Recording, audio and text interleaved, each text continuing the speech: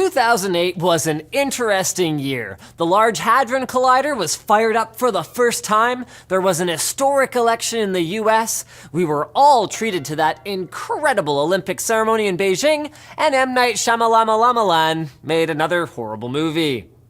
Wait. This is a tech channel. Oh, right, yeah. It also marked Intel's adoption of a brand new naming scheme for its CPUs, with the high end of its processor range becoming Core i7 for the first time. Although, curiously, these chips contained 4 cores and 8 threads, which, Anyway, 9 years later, Intel is expanding this scheme again with the i9. And I'm not talking about an expensive Bavarian concept car. Intel is now calling its highest-end consumer processors Core i9. Though once again, there won't be a 9-core model in the mix. The first Core i9s are part of the Skylake X family, continuing with Intel's theme of releasing enthusiast-level CPUs with a one-generation older microarchitecture than the mainstream processor family.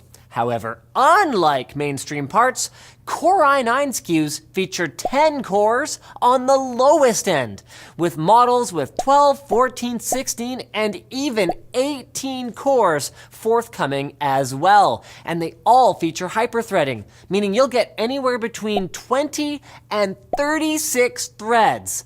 So it's not surprising then that Intel is pushing these new chips as solutions for what it calls megatasking, a term defined by the Intel marketing department as simultaneously running multi-threaded, hard-hitting workloads like gaming, streaming, and recording on multiple monitors at once. Content creation like video, audio, and image editing for the same project at once, or, you know what, to hell with it! We've got 18 processors! Why not do both at once? Intel is also boasting of performance improvements in lightly threaded workloads. In addition to the usual claims of slightly boosted raw IPC over the previous generation, they've also updated Turbo Boost 3.0.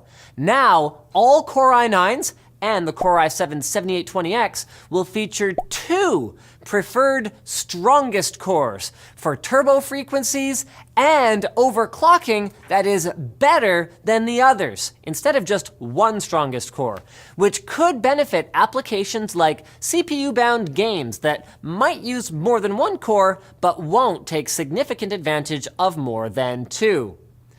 But whether you're getting a Core i9, an updated Core i7, or even, for some reason, a Kaby Lake X Core i5 or Core i7, these new chips will all use the new LGA 2066 socket, so they won't be backwards compatible with any older boards.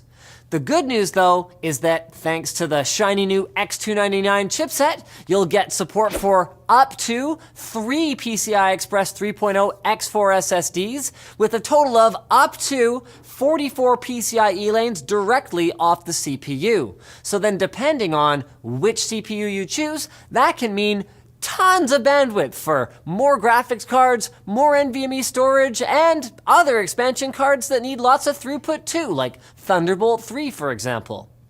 Of course, all of this is going to come at a price, with Core i9 CPUs starting at a cool $1,000 US, all the way up to $2,000 for the top-end 18-core model. Yikes.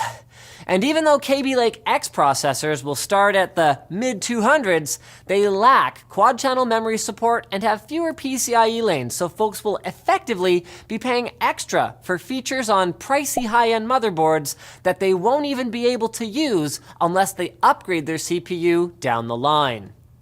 But whatever you choose to buy or not buy, all of this is definitely good news in that competition is finally ramping up in the CPU industry for the first time in over half a decade. So you know what I say? Go Red Team! And also, go Blue Team! I just want faster computers in general. I don't care who wins.